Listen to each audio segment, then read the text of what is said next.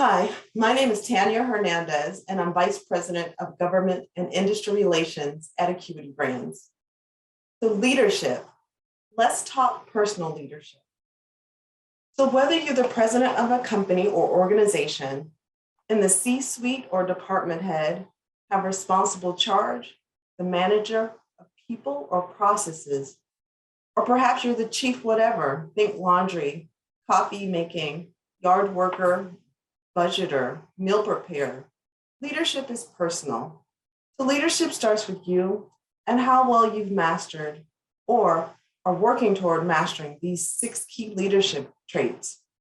So I'm going to run through these traits in no particular order, as I believe each trait or skill should be adapted to the person in the way that makes most sense to them. Leadership is not a one-size-fits-all proposition. So the traits are integrity, authenticity, inspiration, enthusiasm, resourcefulness, and empowering others. The first trait is integrity. Integrity, along with other leadership traits, can mean different things to different people depending on the context. So let me be clear in my meaning. Who are you really? And can you be trusted? Are you trustworthy? And do you actually do what you say you'll do? Can you hold confidences? Do you know when it's time to break confidences and become a whistleblower? So accountability is synonymous with integrity.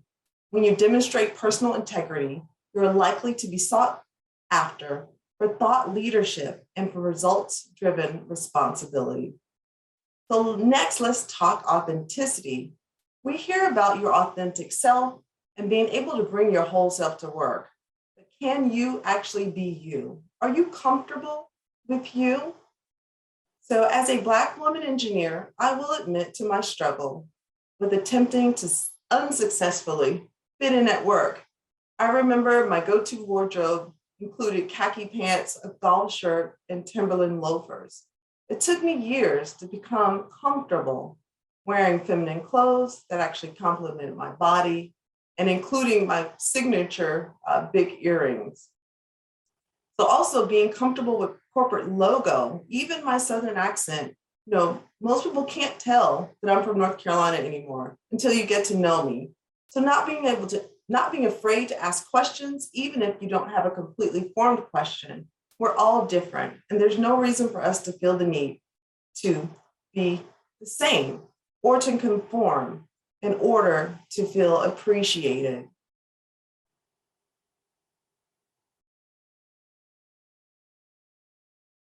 So the next trait is inspiration. Are you inspired? Guess what? That's actually the only way you can inspire others. Do you take time to get inspired? Are you reading, exploring, or inquiring about the next thing? Do you make time for activities that give you inspiration? So from quiet time to family gatherings, inspiration and a clear vision can be found almost anywhere. But you must make time for this important task for effective personal leadership. So the next trait is enthusiasm or fun. I'm not sure who said it first. I'm a firm believer that if you aren't having fun, you're doing something wrong. Okay, is leadership fun? Well, fun or enthusiasm are key to personal leadership. So being able to see the bright side of issues and focusing on the more positive parts of work, it does a lot for your mental health and also for the mental health of those around you. So take opportunities to sprinkle in fun or lighthearted activities into staff meetings and other gatherings. So enthusiasm can be infectious, and it actually demonstrates that you have confidence in achieving the stated goals. You have to know your audience though, because there are some people in this world who are actually allergic to fun. Okay, not allergic, but averse. So particularly in the workplace. So know your audience, because work culture can be complex. The next trait is resourcefulness. So being resourceful. So I know most people Don't think of resourcefulness as the first thing when you think about leadership, but I want to challenge that notion. Who wants to be on a team led by someone with just big ideas and no concept of what resources it will take to accomplish it? At a minimum, the ability to remove barriers to success is needed. Do you know who should be consulted, what ballpark funding looks like, and also where the bodies are buried? Ultimately, as a leader, you should be able to identify resources that can close gaps and propel productivity. So resourcefulness is key in personal leadership as well. It doesn't mean you have to know everything. Knowing when you don't know and when it's time to involve others is an act of maturity. So the next trait is empowering others. People and the relationships that you build with them are the greatest assets you can cultivate in life. Mentorship, sponsorship, allyship, not sure if that's a word, but they're all examples of empowering people. You can also empower others by setting clear expectations, delegating appropriately so that they're developing skills, not just completing a task. It's also important to identify and provide the necessary resources for success. It's critical to listen purposefully and be confident in their ability to achieve results. So whether you're managing $1 million contract or a household budget, integrity, authenticity, inspiration, enthusiasm, resourcefulness, and empowering others are key leadership strategies. Remember, leadership is personal. Hi, I'm Rachel, and I have been a lighting designer for almost 10 years, and I'm fully in the middle management category. I have leaders and mentors that I can go to for advice while simultaneously leading other coworkers in their own endeavors. Middle management is about taking care of staff, accessibility, accountability, honesty, kindness, and many other things that are not unique to being in lighting design. Something that I imagine you will relate to is how large the middle is within a company or the workforce. I've been here for probably 5 years and don't see that changing anytime soon. Some folks view the middle as stressful or undesirable. They wish to be a minion or the boss. Well, I'm here to say it isn't all that bad, and on those bad days, the following is what I try to remind myself of. The start is being a good listener, an active listener, someone who remains silent when the other party is speaking and responding appropriately when the time comes. This means reserving judgment or anticipating what someone is saying because you can easily assume incorrectly. Proper listening leads to apologies and gratitude.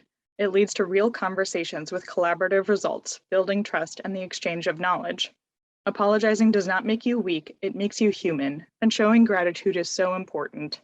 Gallup has done studies that show if an employee receives recognition or praise at least once every 7 days for doing good work, the individual is more likely to stay at the company, be happier at work, get better at her job by taking pride in her work, and ultimately strengthen the entire company. Be specific and tell people when they've done a great job. Specifics help build confidence in those around you. And when a new hire finally saves the PDF, starting the name with year, month, date, say thank you, and they will remember that they did it correctly. Now, it may take some patience to get to those specific and exact compliments.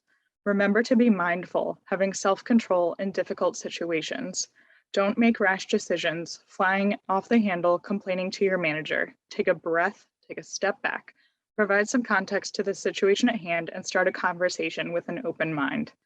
Something I find critical to life in middle management is realizing that it is not your job to know everything. It is your job to surround yourself with people who you trust and who know different or more things than you. It's important to delegate some responsibilities to people you trust. A leader recognizes areas where they lack knowledge and seeks out guidance from others, taking that guidance to heart. Trusting up and down the ladder allows you more time to focus on your own responsibilities. The quality of trust segues easily into the connections and relationships that leaders, strong employees, middle managers, etc., all have. Women tend to recognize the importance of every person who has been part of their journey so far, and they intentionally invest in others and seek to learn from others. We realize our success is not our own. Nothing is achieved in isolation. The relationships that have helped me achieve success and are currently helping me be better at my job every day are not just my supervisors at work. They're the competitors that I get lunch with occasionally. They're my former employers that built me up and encouraged me years ago. They're my friends not in lighting design. Having encouraging relationships creates a great life. Being dedicated and accountable also makes for a great life and a great human. And if we bring that into middle management, it helps you navigate through tough times or even a normal day. My boss is holding me accountable to a client commitment, and my junior designer is holding me accountable to the how of achieving that commitment. It's important to outwardly show your commitment, because if you're not engaged or dedicated, then it becomes more difficult to motivate your own team. A powerful trait of middle managers is their honesty. It's important to be able to discuss the reality of a corporation or individual both up and down the ladder, sharing appropriate, truthful information. This can often be tied to your integrity. Kindness is a trait that all humans should exhibit. However, some folks need to remember to show kindness through their encouragement and enthusiasm. Set out to make someone's day better. Give them your time. Time is so valuable, we all know, and therefore a no-brainer way to show kindness is to spend time with those who matter to you. Women stereotypically have more empathy than men, so showing kindness could be easier for me compared to others, but it is something I still need to be reminded of. Kindness and empathy need to be practiced often, like all skills. Teaching and learning are what it seems like I do all day, every day. Teaching and learning and teaching and learning. And it is not always the stereotypical learning from my supervisor and teaching young designers. It all comes back to spreading the knowledge, trust, and time so that the entire team is successful. Keeping all power and decision-making to one person creates stress and pressure unnecessarily. Taking a Socratic rather than autocratic leadership method alleviates this. It is more effective because it leads to better decisions and attracts and keeps better talent within your organization. It requires asking questions, facilitating team discussions, and making the best decision possible due to a rich discussion of teaching and learning.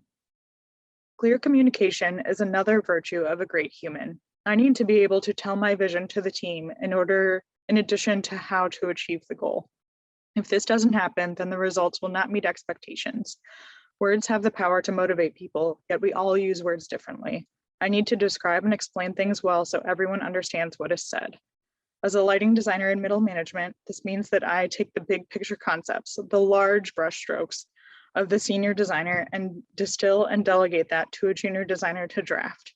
Also, I must communicate the concepts and intent to the client while being able to explain specific installation details to the architect or contractor. Often, jobs are awarded based on a client relationship the senior built years ago, but the senior is not the daily face of the job. The middle manager is, and the junior designer is in the background without significant client interfacing. This means that I am the sole face of the trade and the one responsible for not just the success of the job, but the optics of my entire organization. Middle management can sometimes mean my day feels like a tornado went through, but what pulls me back is hope and inspiration. We open Instagram or LinkedIn to get inspiration, and we attend conferences like LightFair by choice in search of inspiration and connections.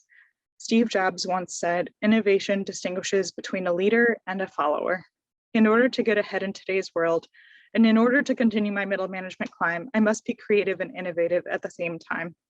As I continue my career, I aim to gain more leadership roles. That said, middle management is a popular place to be. I have many friends here. It's an exciting time for diversity and females and how corporations are listening to their employees, including those in middle management, on how things can be improved for everyone. Middle management isn't so bad, and remember to be the change you wish to see in the world. Thank you. Hi, I'm Mariel Acevedo.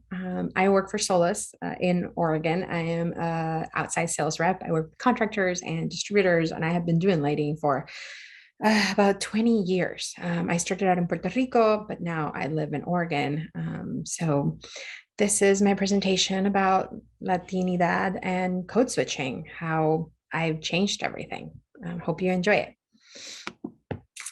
Code switching is a linguistic term. It means you switch between two languages in one conversation. In racial code switching, you switch between two versions, languages of you, in order to succeed, avoid discrimination and stereotyping. This is my journey of code switching and hopefully how I stopped. I was born and raised in Puerto Rico, with the exception of a year in Hartford at age 8 and 2 years of college in Pennsylvania. I lived there all of my life until age 33.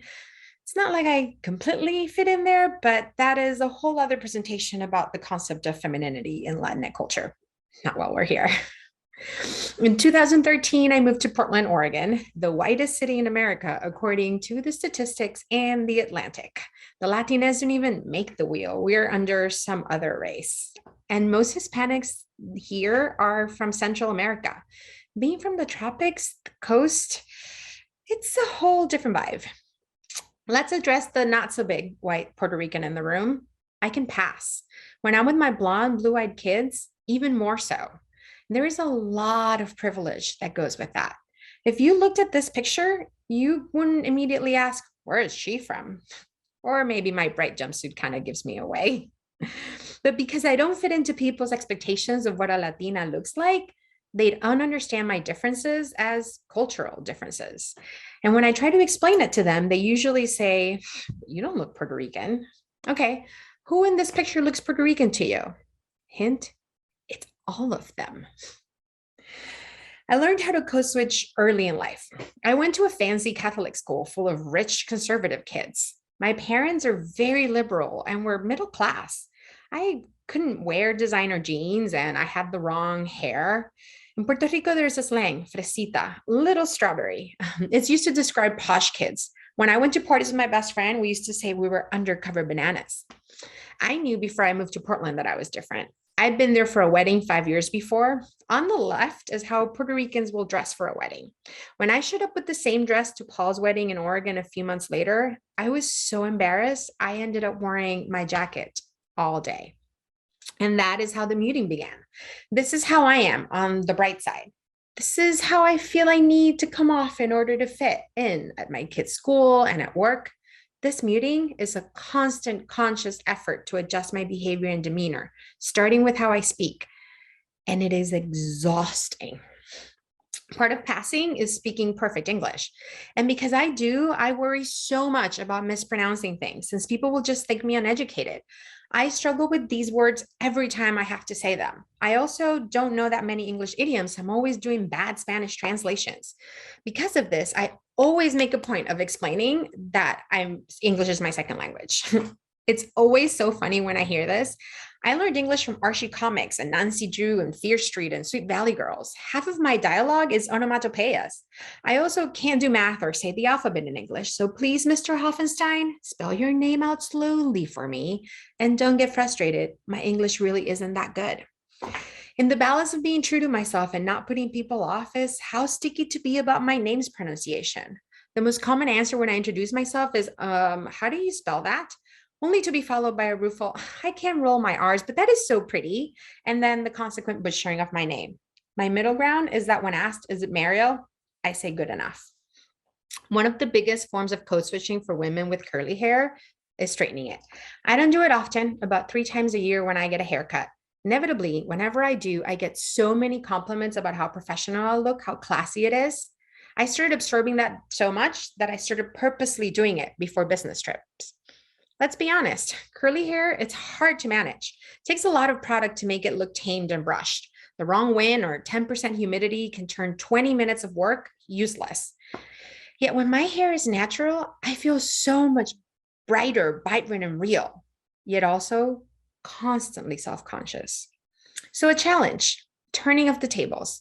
Think about your own prejudices and preconceived notions, your expectations of what a professional woman should look and sound like, especially women of color, and how you perpetuate these notions. This is one of the most common and pervasive forms of microaggression that Black and Afro-Caribbean women experience and internalize.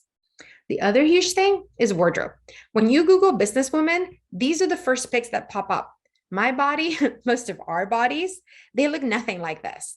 Took me a long time to dare to wear princess skirts and tailored pants. I button up my shirts all the way and wear loose fitting clothes so that I can hide my curves. And I do all that because I don't want to be stereotyped as the hot Latina, the one that gets work because of how she looks or how she walks. The fear of this made me steer clear of any tailoring and low cuts for years. Yet these are the outfits that I would wear when I needed to feel powerful.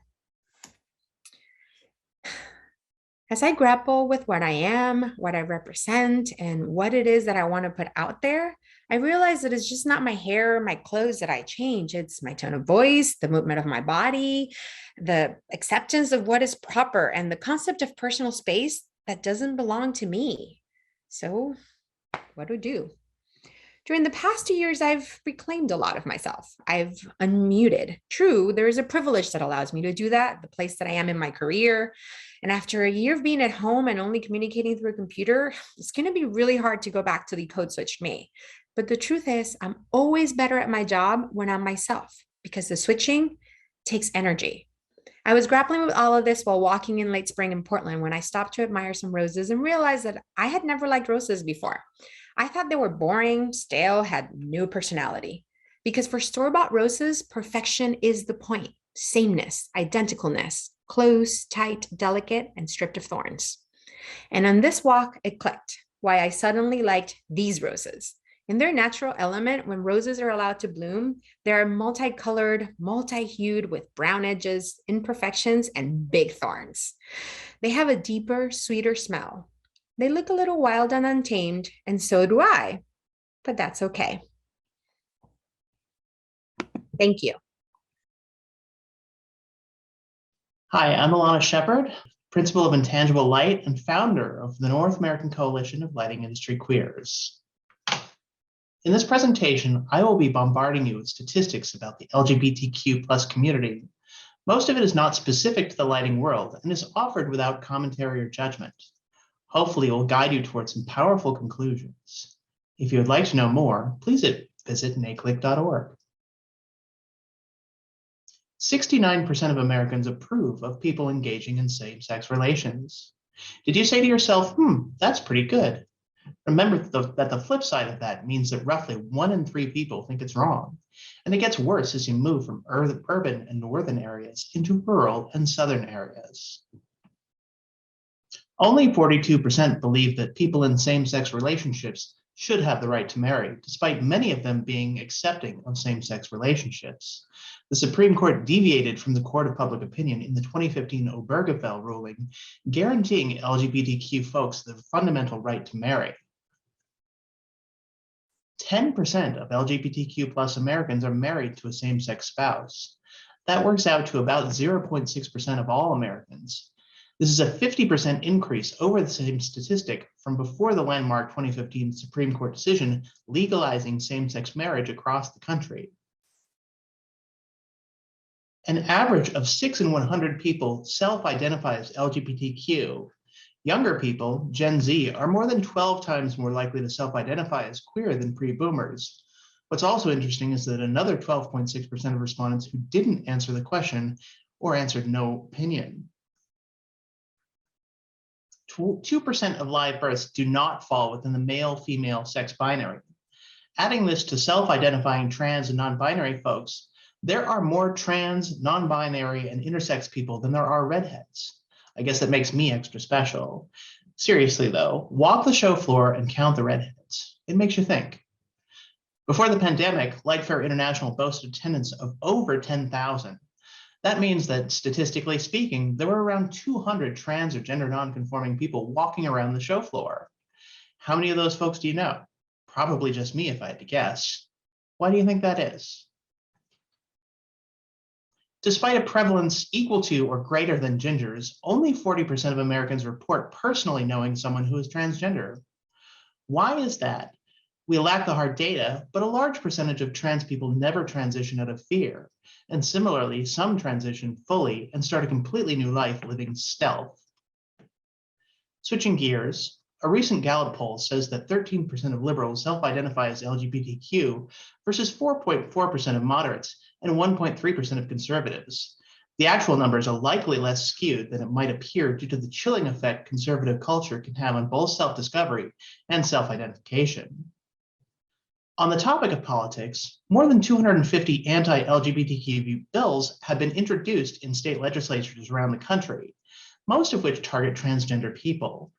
Their rights to receive medical care, get gender-correct birth certificates, and play sports in high school and college are all under attack.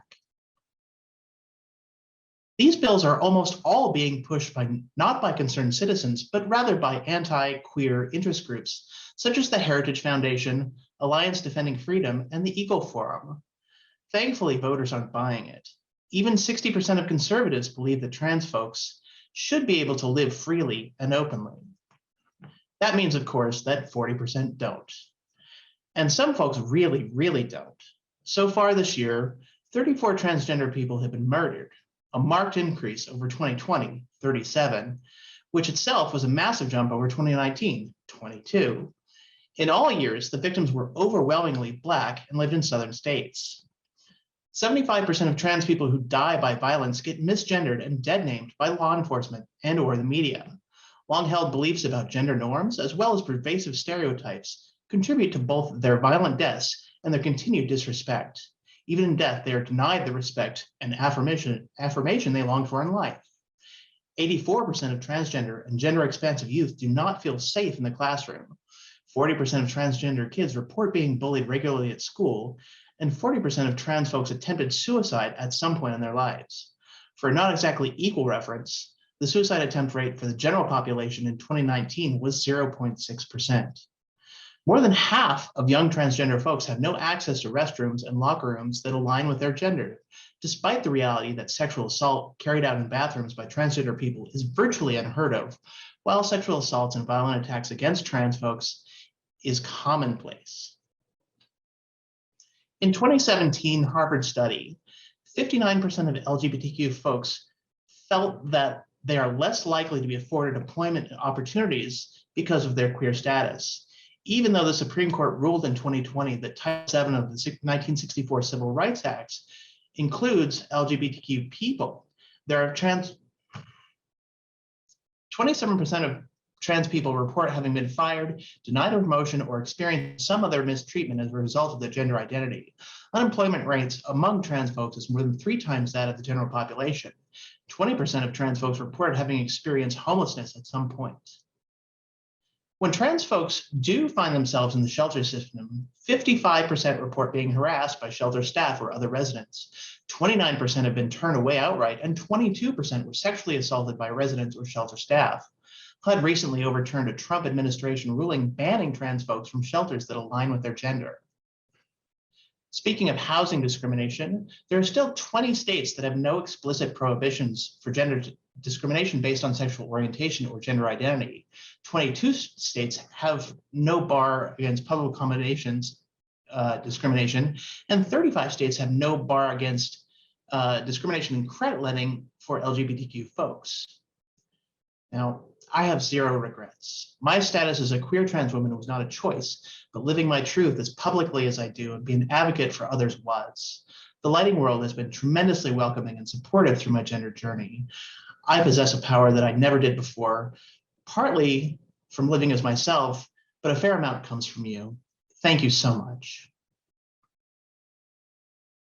Hi, my name is Amber Watnik. Thank you so much for taking the time to join in on this and listen to what we have to say.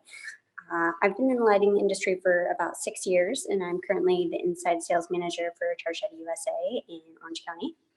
I co-founded the Boss Lady Book Club about 4 years ago, and I curate our weekly newsletter.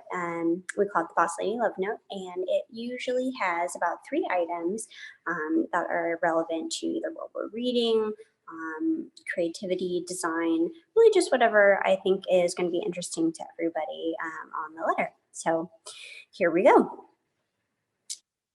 Did anyone else just see that? Is anyone else bothered by what just happened? Am I just an overly emotional woman? I feel crazy, and I can't be the only one who feels like this.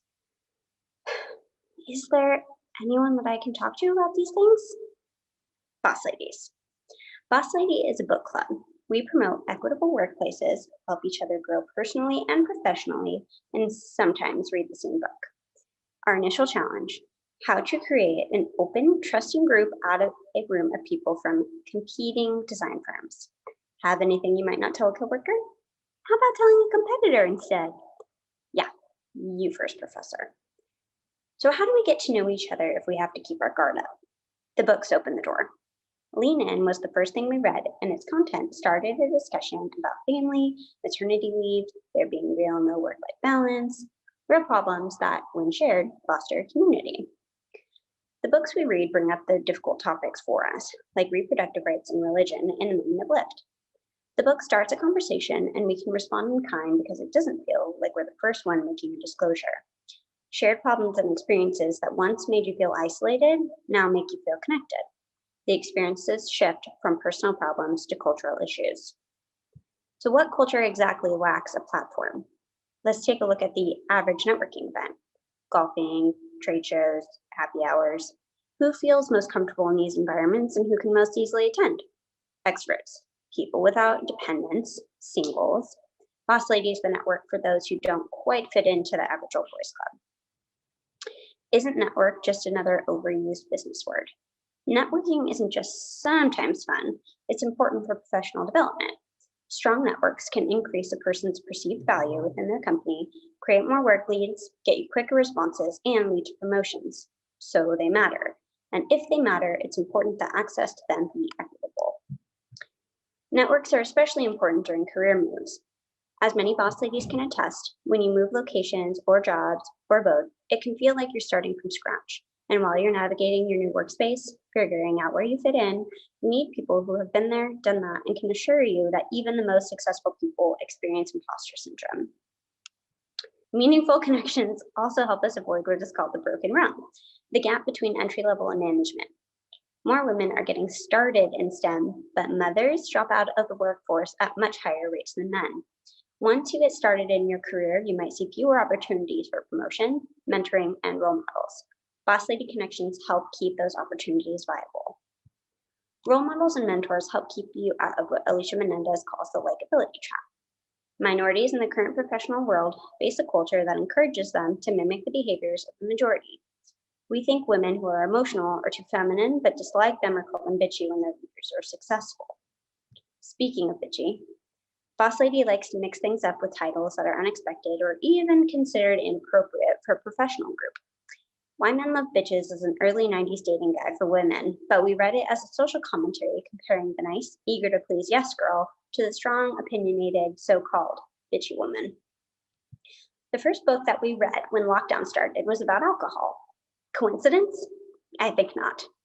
While we were sorting out our new routines working from home, we also read Daily Rituals, Women at Work.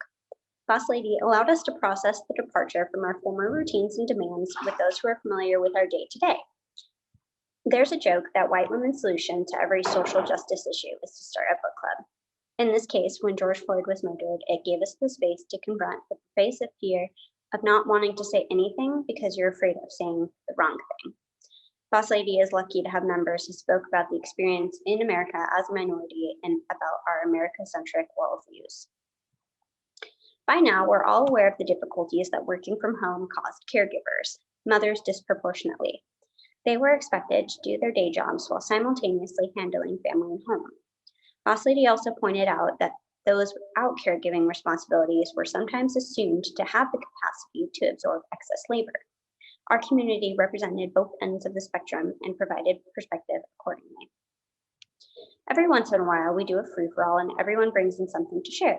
An example being a big, important art book, Now with Women. This is one of the biggest advantages of Boss Lady, the wide group of backgrounds, ages, and identities that we're made up of. Even people outside of the design community enjoyed reading the book, The Design of Everyday Things, which caused rather heated debate about what constitutes good design. Our passion for our field definitely came out, and that can be exhausting. It's completely normal to be exhausted by something that you love, and that exhaustion doesn't necessarily mean that what you're doing isn't right for you. It turned out that a lot of us had struggled with that, but we're ashamed to admit it. So how does this group actually work? We meet once a month, generally the second Tuesday, so that it's predictable and easier to work into a schedule. Before COVID, we rotated meeting locations and did BYOB, so there wasn't a lot of pressure on one host. We realized, though, that we were doing one of the traditional networking things, which was meeting right after work, so we added a call-in video option. This QR code will take you to the Boss Lady website, where there's an archive of emails with the weekly 3, links to articles about professional development or whatever we're reading. Since we only meet once a month, it's important to find a way to keep everyone feeling connected. So I started writing these emails. Those who can't attend meetings can still benefit from what we've discussed via these letters. Another way we make Boss Lady more accessible. So now that you're all sold on the idea of a book club like ours, how do you start your own? Take a look at upcoming industry events that target a specific audience that is perhaps underaddressed. Usually you attend events on topics you're interested in, and so does everyone else. So when you're at the event, take a look around, and you have a shared interest to start your group about. Boss Lady started at an event about women supporting rather than competing against one another in business. It was very easy to ask the speaker if she had reading recommendations on the topic, then to ask the group if anyone wanted to start a book club. Email addresses were shared, a book chosen by vote, a date and time set. Meet, discuss, pick the next book, date and time. Repeat indefinitely. Simple and inclusive. What I'd like to leave you with is encouragement to start your own community. Stay inspired and remember what Margaret Mead said. Never doubt that a small group of thoughtful, committed people can change the world. Indeed, it is the only thing that ever has. Thank you for listening. I'm Luz Garcia, and I'm going to talk to you today about traditional reverse mentoring for women by women. I am the youngest person in my division, and I'm also one of the only female managers in my organization. So what is reverse mentoring? Reverse mentoring is the opposite of traditional mentoring, where the senior leader is mentored by a younger employee. This process recognizes that there are skills and opportunities for learning on both sides, and it also challenges the idea that mentoring is elitist, and it's not about the senior person taking someone under their wing. COVID-19 has enabled a lot of younger generations to mentor the older generations. The rules of engagement have changed, and it have allowed younger generations to shine with their own light due to the pandemic changing the way we approach work. So we are more into the computer, less into the social aspects of it. Some benefits is that it supports diversity and it supports a fresh perspective. So if you as a woman, a younger woman, are mentoring an older woman, or if you as an older woman are asking to be mentored by a younger woman, it will allow for more inclusion within the company.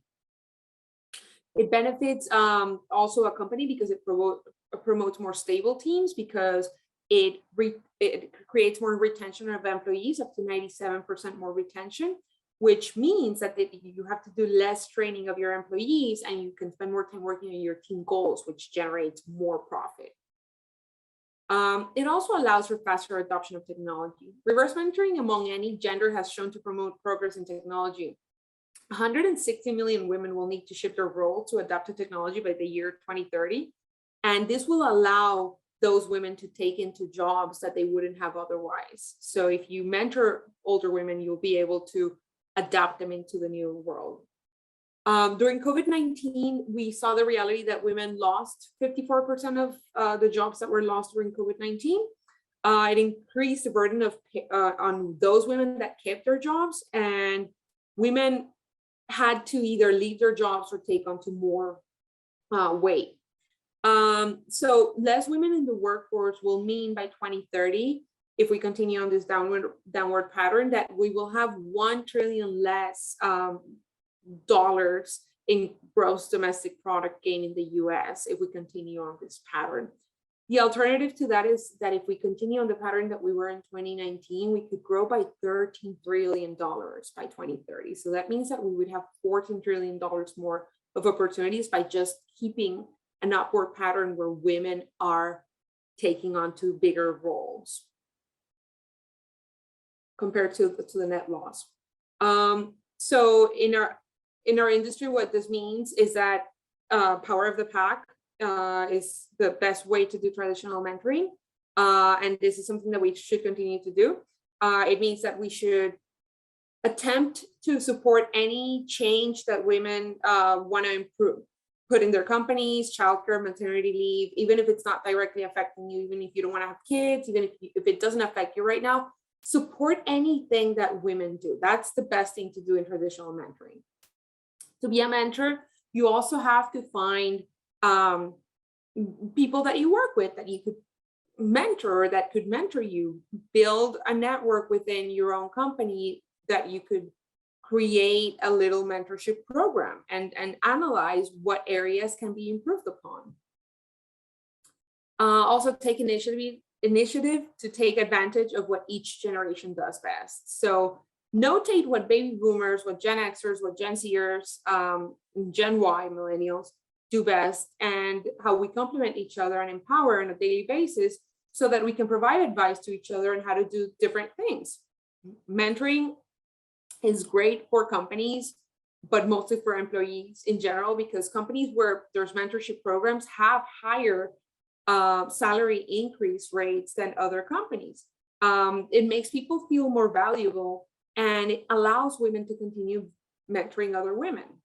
So here's how to set up a reverse mentoring programs. First, you have to define the objective of the program, the method, define what makes it successful, define how you're going to measure success, and then analyze what area within your company will take on to this mentoring program. And then define the who's and the how's, what type of mentors and mentees are needed. So if you need engineers to mentor, to pair with other engineers, then do it that way. If you need operations or sales, you can do that as well. How long the program would last and what is expected of each party. And then you can post on your job board or your hub or whatever your company site is about the program and some incentives that you want to offer for people that participate in it, be it paid time off when the program is over or anything like that. Find your subject matter experts, find the best program to execute the mentorship, and then execute the actual mentorship by matching the mentors and mentees that show up for the program based on commonalities. You still want them to have something in common. So if they're women, they must have something in common, right? Or if they have, other than the age, something in common. And then finally launch the program. Provide support to help navigate differences, work on empathy, work on conflict resolution. When the reverse mentoring program is focused on diversity and inclusion, both mentor and the mentee will require training on approaching and discussing uncomfortable topics. Empathy is super important. So here are the top 5 do's. Allow the mentee to lead the conversation. You should discuss personal challenges and ask the mentor as a mentor, ask open-ended questions. And then as a mentee, have an open mind. Finally, have a clear goal. And then here are the don'ts. Don't be hierarchical. First time I get that word right. Don't micromanage. This is not coaching. As a mentee, don't keep quiet if something doesn't make sense. Ask as many questions as you can, and then don't forget to have fun. And finally, don't discuss mentorship in a critical manner with your peers. So in conclusion, millennials, Gen Zers, baby boomers, and Gen Xers have all things to bring to the table. Working on a mentoring program will ensure that we continue on a path to closing the gender gap. Closing the gender gap is great for women, but it's even better for society. And then let us know how we can help you work on your next mentorship program. Wild has a lot of those going on in our different chapters. Hello, everyone. My name is Brittany Lynch, and I'd like to unveil the not so secret shame of working mothers. Let's talk about the myths that surround working parents. Everyone has heard of work-life balance, right? Well, let's start there. Also like to caveat that my face, yes, is sunburnt because I've been playing outside with my kids and it's snowy. Okay. Who am I? Let's start with my work. I am an architecture graduate turned building energy analyst, which flipped to lighting design, and I haven't turned back. I get to work on interiors, exteriors, all the fun stuff that comes with lighting design. I'm happy. I love my career. I love working in this industry. And my family life, look at these cuties. I have a wonderful husband who's a registered architect, works full time, an 8-year-old boy with boundless energy, wish I could bottle that, a 5-year-old girl who is the family empath. It's great, but it is a lot. So balance. What is work-life balance? To me, that meant bringing my infants to work to catch up on weekends because it's easier to breastfeed them. And then during COVID, when everyone was at home, my kiddos set up their play area right behind my desk. My daughter always stayed in sight, either at my feet or out the window. What I really want to say is that work-life balance is a myth when it comes to being a parent. It implies that life is something to be controlled and having a family fits in a neat box that can be stored in your closet so that you can go pursue your career dreams. My friends, the system is rigged, so let's talk more about this. Myth number 1, if I exist in a nuclear family structure, everything will work out. The current US economic worldview around raising families in this country began in the mid-20th century post-war era. It says that family is to provide for themselves on its own without government support, and the two-parent, cisgender, preferably white, is the best way to do this. However, this family was enabled by federal spending for white heads of households for higher education, housing costs, and low labor unions, low cost of living and stable wages enabled this. However, starting in the 1980s, all of this federal spending was dismantled. So do you mean I'm not the only one struggling here? This is an unrealistic expectation pushing all of the economic burden on parents. And it explains why 70% of parents with kids younger than 18 are both working. It's expensive. It costs about $250,000 to raise a child here in the US. So we got to make some money. Myth number 2 is I can only work half as well as I used to. Mothers have extreme bias against them in the workplace. A mother is less likely to be hired, half as likely to be promoted than a woman without kids. They are rated as significantly less competent, less committed, and less intelligent than women without kids. Oof, that's rough. Myth, women think that they are raised in a society when they have a broad set of goals, they can have a career, they can have a family, they can have hobbies, but you think that you can only work as half as well as you used to. But that's because companies are not meant to support this. Their companies are meant to support career-only goals, and men are socialized into this. So false. You don't have a mommy brain. Don't think that for 1 second. There are a vast number of studies showing that being a parent increases one's emotional IQ, courage, purpose, efficiency, productivity, and the ability to collaborate. Those are awesome, awesome characteristics. Myth number 3, it's my fault I can't find good childcare. Well, any economist will tell you that the childcare system is totally destined for failure, and that was before COVID. We've got high cost, limited availability, and super inconvenient program hours. Doesn't work with the 9-to-5 schedule. And then you're even a bad parent because you need childcare. First of all, it's an ephemeral goal to even have stable childcare, but now you feel bad for even requiring it. That's linked back to the nuclear family model and this idolization of the stay-at-home parent, stay-at-home mom, which I believe sometimes is made worse by mommy bloggers. So from an evolutionary standpoint, parents are not meant to raise their families in isolation. Hello. Stay-at-home mothers are rare in the history of humans, and evolution favored mothers who made advantageous social connections. It really does take a village to raise a child. Myth number 5, my time is worth less. As a mom, we tend to do a lot more. Cisgender women in the United States spend on average 2 hours more each day cleaning, cooking, taking care of children, and doing other unpaid work compared to their male counterparts. And it doesn't mean we get more minutes in a day than men. I mean, you get the same amount if you're a man, woman, or a bug on a windshield, case closed. And it's the flexible work schedule that we have to be careful of, telling ourselves that we can take more tasks because we can move our hours.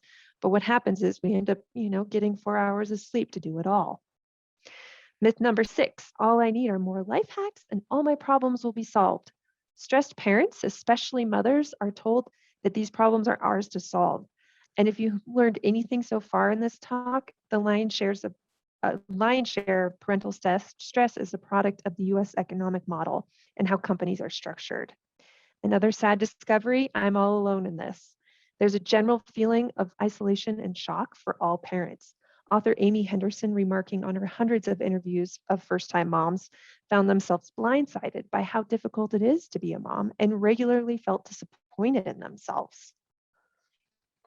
Fact, you are awesome. There is a story being fed to us that is a personal failure if you can't keep the pace up of child rearing along with a career. And at this point, I really hope you've realized that these monumental obstacles are not due to personal choice. It's an economic model and societal pressures that we face in the United States. And with COVID, the only system of public care collapsed when in-person K-12 education was taken away. The result, mothers leaving the workforce in droves. This chart woke up the US for a hot second, but it seems like we've all forgotten. People, this is an economic issue. This is the reason why we are not getting back into the workforce. I would like to leave you with a quote by Janet Van Hewest, who was employee number 80 at Twitter and the first at the company to go on maternity leave. She says that the companies who will succeed in the 21st century will be the ones who recognize parents as an asset to their organization. The skills acquired by parenting are the same skills they need in their leaders. So I say to parents, you have value and you are awesome. Enough of this mom, dad, and overall parent shaming in the workplace. So that's the not so secret shame of working mothers. Thanks for tuning in.